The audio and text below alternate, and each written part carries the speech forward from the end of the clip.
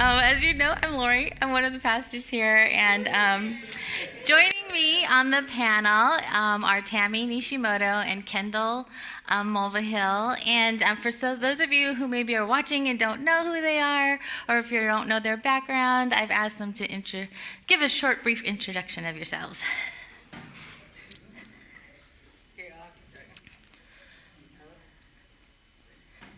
Check. Hi everyone, I'm Kendall Mulvihill.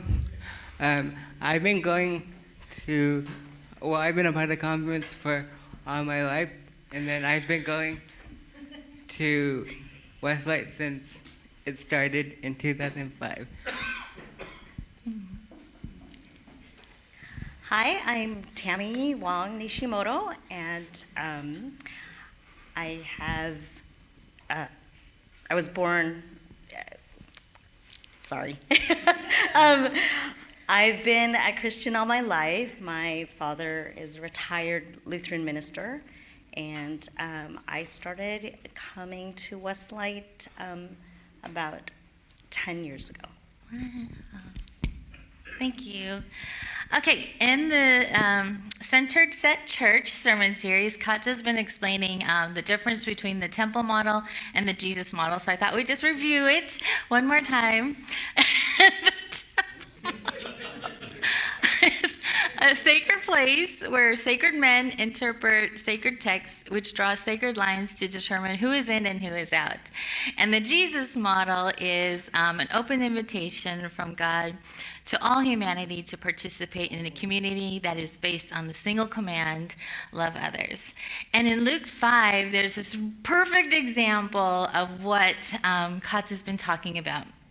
And it's when Jesus called Levi. And if you guys, back then, the lines of race and gender and socioeconomic status and religious, they were very, clear, very strict. You didn't cross those lines. And so for Jesus to invite Levi, who was a tax collector, to come follow him was crazy. And so he's like, Levi, come follow me. And Levi's like, are you talking to me? No, I don't know. He said that. But he was like, okay. And he said yes. And he left everything and followed Jesus, which was amazing. It's exactly what what Katz is saying, that he just welcomed everybody into the community. And so Levi threw this big banquet, and all the tax collectors came, and known sinners came, and they were partying it up. And so the Pharisees heard about this, and they're walking by, and they're like, what is going on? Jesus and his disciples are partying and eating and drinking. And so they asked one of the disciples, and they're like, excuse me, what are you guys doing? You're eating and drinking with tax collectors and the known sinners in our community. And to share a table is there's so much intimacy, and it was so unbelievable. And then they go on, it doesn't say why, but someone went on to talk about John the Baptist and his disciples, they fasted and prayed. Don't you all need to be fasting and praying and not eating and drinking with these tax collectors who are Jews and Gentiles did not get along. They hated each other, but they all agreed you shouldn't share a table with tax collectors. They were the lowest of the low. And so we have these boundaries that they said. And before, I think I would have been the same way. I would have been walking by what? They're eating and drinking? Aren't they supposed to be fasting and praying? And so before we get to you guys, I just wanted to share real quickly how it's so easy for us to make those for our mind to go that way, because that's how God created us. He created us to see things and want to explain, what's going on, and try to make sense of it in our mind. And he made it a way for us to have a shortcut, so we're not oh, why did that person cut me off? Oh, why are they crossing that street? It's the way our brain shortcuts everything to explain. Plus, there's this thing that we have where we want to understand the reason for everything. We want to understand the cause for what people say and what they do. And so you could ask Tim if I'm wrong, but it's this theory called attribution, where we want to attribute someone's actions and words to we have to have a reason why they did what they did and why they said what they said. And then, so we have the lines that our brain has a shortcut. We are naturally inclined to want to have a reason for that. And then we're naturally, innately want to be right, and we want to be better than others. So we have that on top of it. I mean, and that's a human thing, right? Like we saw that in Adam and Eve. And so we have that, and we want to be right. But then also, if you're a fan of Carl Jung, you'd be like, oh, we have a propensity to try and we project onto others what we don't like about ourselves. So we have all of this going on in like minutes. Like we make these decisions, we come to these conclusions in minutes. And if we do that, kind of like what the Pharisees were doing, they kind of missed Jesus. And they missed what he was doing and how he was moving. And so I think that happens a lot to us. It's normal. It's kind of the way we're designed to be. But I was wondering, Tammy and Kendall, like how we make these assumptions and it happens in minutes. And how, if you could share like one or two experiences of how you've experienced this growing up in the church and how maybe it's been hurtful and harmful to you. We'll start with Kendall. So for me, one example that I can think of that comes to mind is back when I was a youth, for a youth event, we went to Sky Zone, and I remember just obviously you need to jump at Sky Zone, so I remember just obviously needing help, and I remember the staff members saying that I can't have people help me jump, so I would just be laying there. And it really just made me think about how I need help, which I'm grateful for all the people who have helped me get to where I am today. But it just made me think about how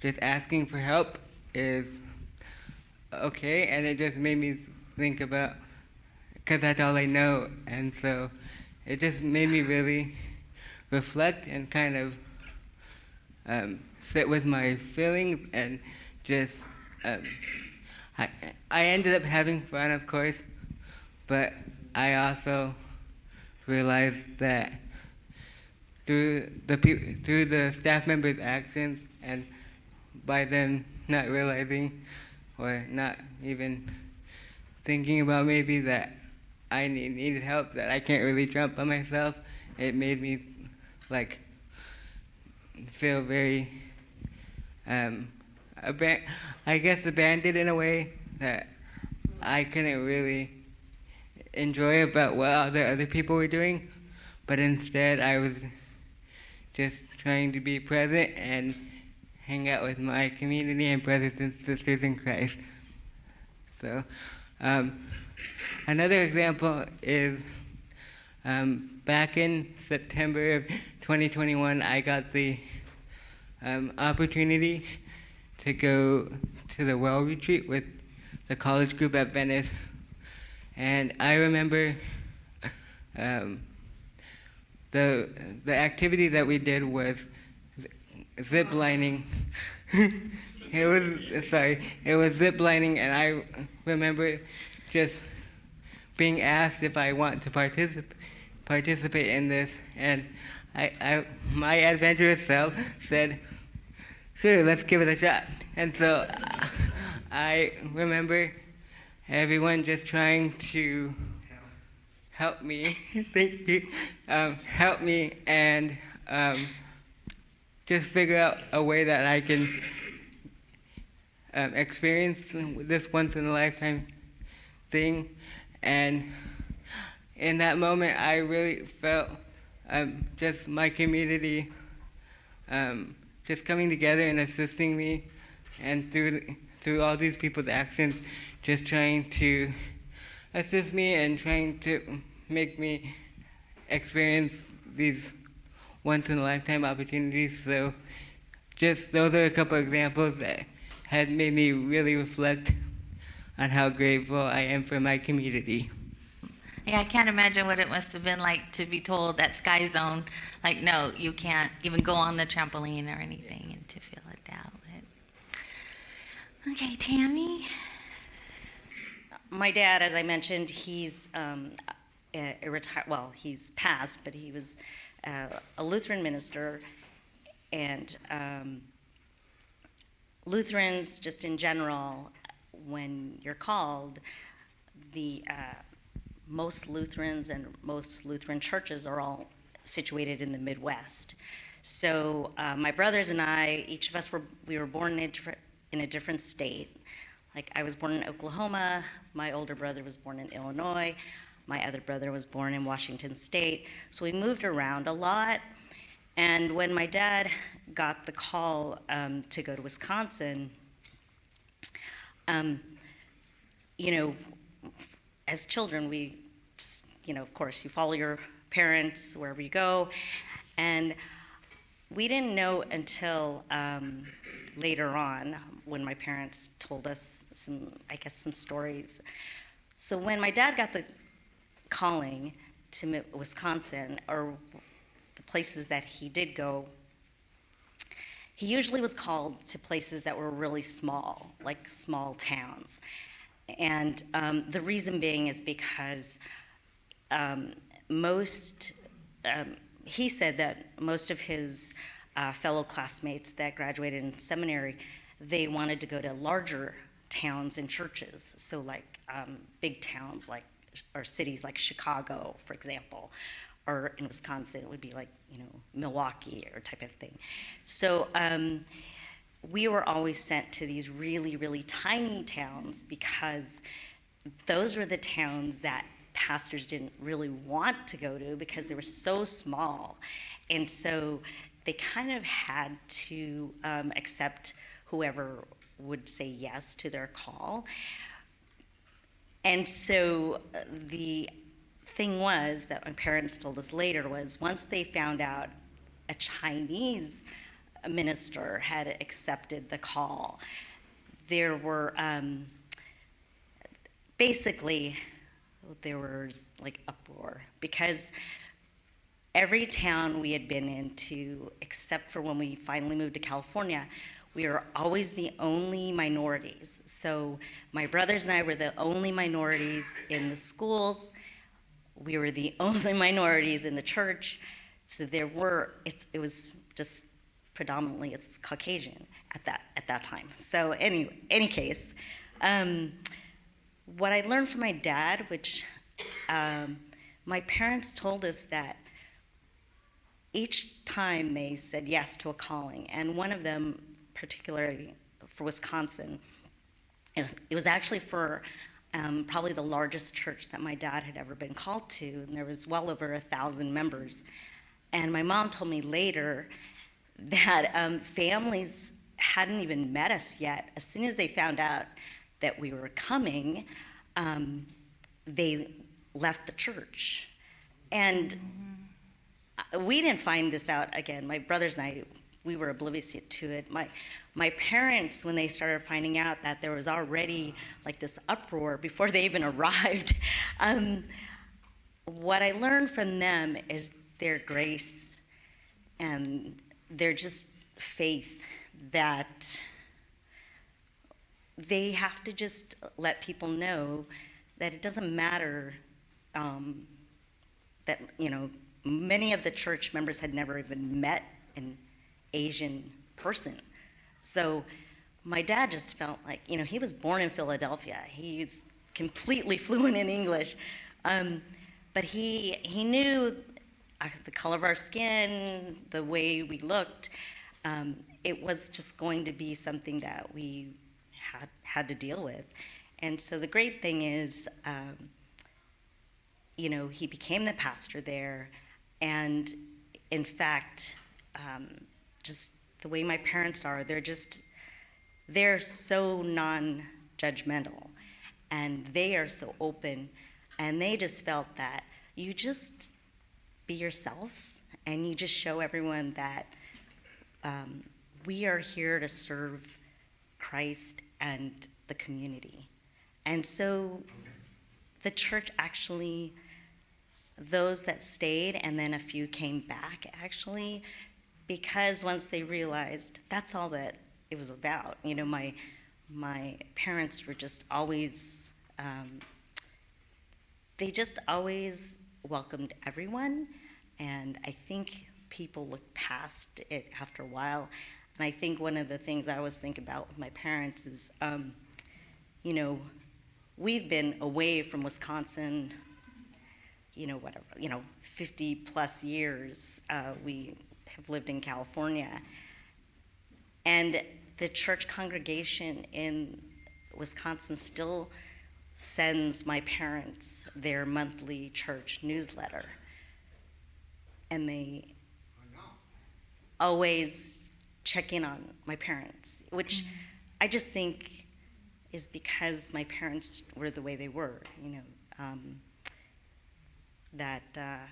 that's just something that I think I take with me is, you have to look past things that you, in your mind, you perceive or that you think might happen, and then God just lays the groundwork for everything else. So. Thank you. I love what you're saying, because it's so easy for us, like some of the people that you talked about, just to kind of draw our lines, kind of make our own assumptions about people and our own attribute why they, causes or reasons for why they are, and to make ourselves better and right, and then also it happens so easy, or it's so easy. But I think what your dad and Kendall, what you shared is that to get to know people and to be gracious and to be empathetic, it takes work, and it's not easy, but it's a Christ model. And I think when we think about the Jesus model and how we have lines. I'm totally stealing from Pastor Stan, but he was saying, like, there's lines that divide us, but not all lines are bad, that there's lines that love and grace that connect us to Christ, that connect us with Christ. And so it was in Levi's story and in your guys' story, it was that connection with God and his love and grace that included everyone, that brought people together, that it's not either or. There wasn't a line that said, okay, it's just the Pharisees, okay, or we're going to replace them with the tax collectors, but it's the tax collectors and the Pharisees. It's everybody, the people, it's the whole community.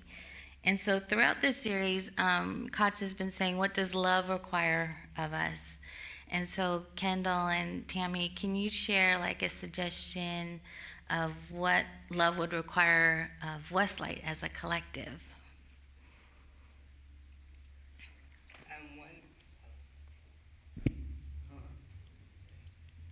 Hello? Oh, yes.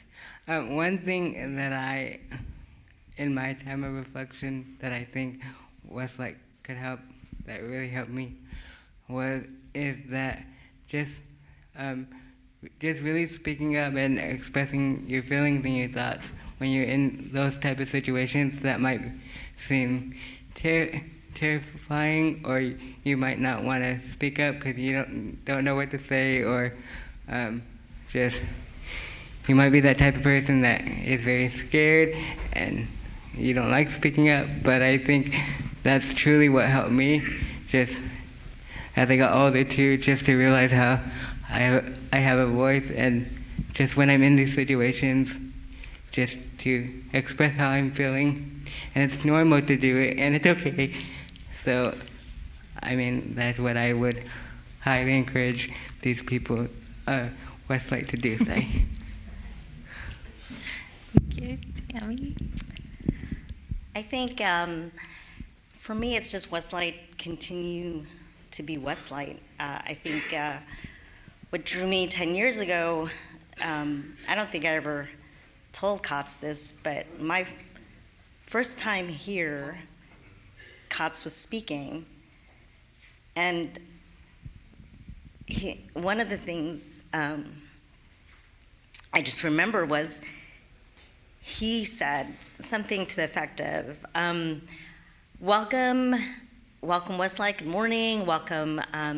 We welcome you if you're a believer or a non-believer. We're just glad you're here. So for me, I'm married to someone who is actually Buddhist, and that had always been something really difficult for me to find a church that was accepting of not only me but my husband. And I hadn't found one because it was just this feeling that I really am not as welcome unless my husband was also a believer, and that's very difficult to. I want to respect him and his beliefs and his traditions, and so in any case, just hearing Kotz say those words, that was the first time I had ever been in a church and a pastor had said that out loud. So for me, immediately, I was like, you know what, this is a place that I definitely feel welcome in, and that everyone else can feel welcome in. So just Westlight, be Westlight. Amen.